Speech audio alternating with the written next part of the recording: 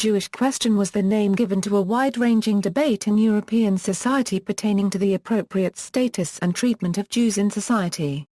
The debate involved the civil, legal and national status of Jews as a minority within society, particularly in Europe.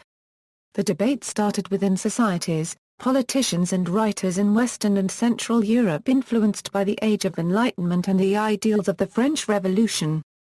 The issues included the legal and economic Jewish disabilities, Jewish assimilation, Jewish emancipation and Jewish Enlightenment. The expression has been used by anti-Semitic movements from the 1880s onwards, culminating in the Nazi phrase "the final solution to the Jewish question." Similarly, the expression was used by proponents for and opponents of the establishment of an autonomous Jewish homeland or a sovereign Jewish state. History of the Jewish question. The term Jewish question was first used in Great Britain in around 1750. According to Holocaust scholar Lucy Doidewij, the term Jewish question, as introduced in Western Europe, was a neutral expression for the negative attitude toward the apparent and persistent singularity of the Jews as a people against the background of the rising political nationalisms and new nation-states. Doidewij writes that the histories of Jewish emancipation and of European anti-Semitism are replete with proffered solutions to the Jewish question. The question was next discussed in France after the French Revolution in 1789, before arriving in Germany via Bruno Bauer's treatise Die Juden Frage, the Jewish question. From that point hundreds of other tractates, pamphlets, newspaper articles and books were written on the subject, with many offering solutions including resettlement, deportation and assimilation of the Jewish population. Similarly, hundreds of pieces of literature were written opposing these solutions and have offered solutions such as reintegration and education. This debate, however, could not decide whether the problem of the Jewish question had more to do with the problems posed by the German Jews' opponents or vice versa, the problem posed by the existence of the German Jews to their opponents. From around 1860 the notion took on an increasingly anti-Semitic tendency. Jews were described under this title as a stumbling block to the identity and cohesion of the German nation and as enemies within the Germans' own country.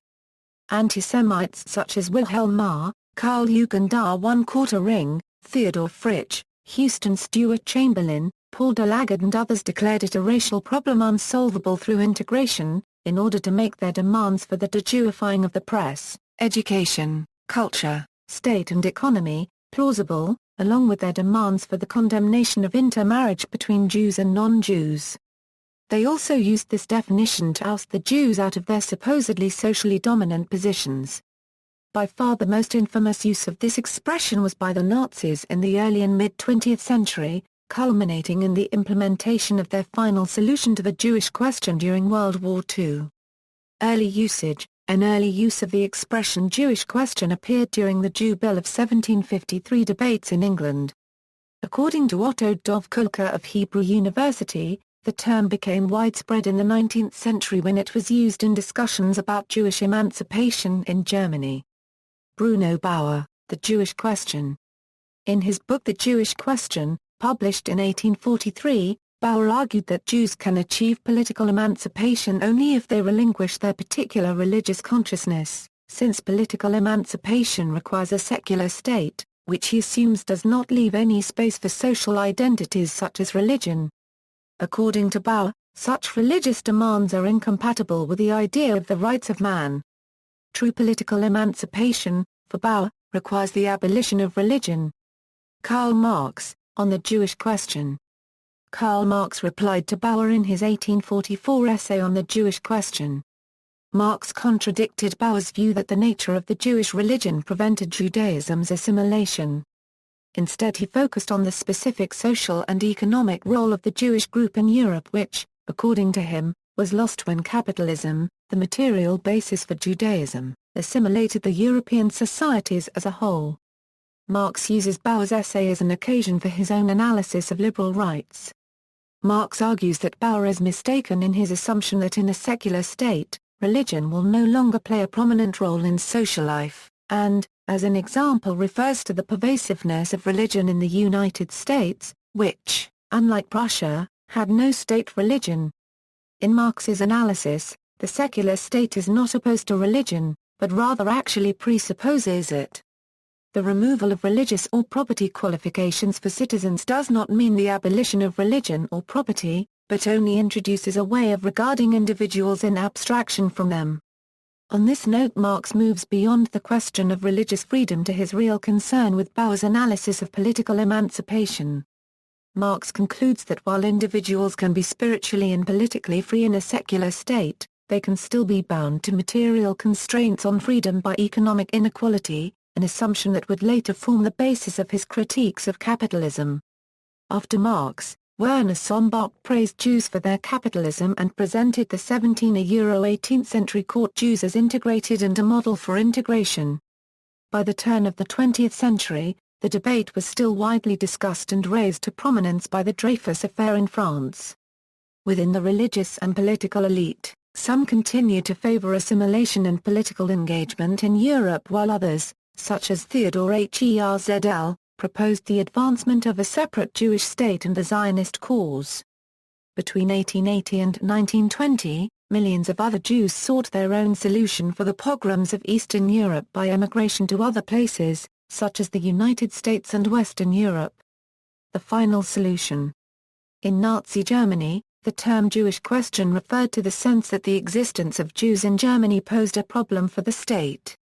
In 1933, two Nazi theorists, Johann von Leers and Achim Jerk, both proposed that the Jewish question could be solved most humanely by resettling Jews in Madagascar or elsewhere in Africa or South America.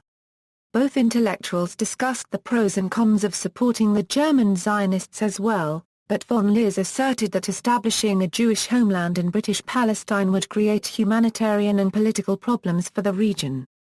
Upon achieving power in 1933, Hitler and the Nazi state began to implement increasingly severe measures aimed at segregating and ultimately removing the Jewish people from Germany and all of Europe. The next stage was persecution of Jews and the stripping of Jews of their citizenship through the Nuremberg Laws. Later, during World War II, it became state-sponsored internment in concentration camps and finally, the systematic extermination of the Jewish people, which took place as the so-called final solution to the Jewish question.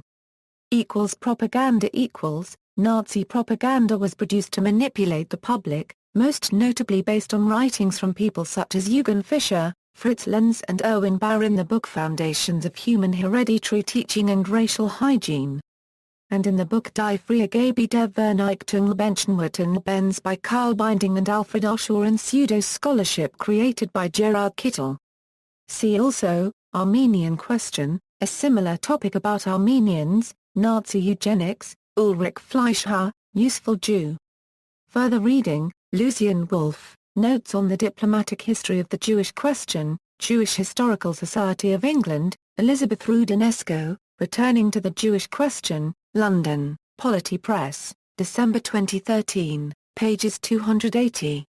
References. External links. Israeli Foreign Policy and the Jewish Question.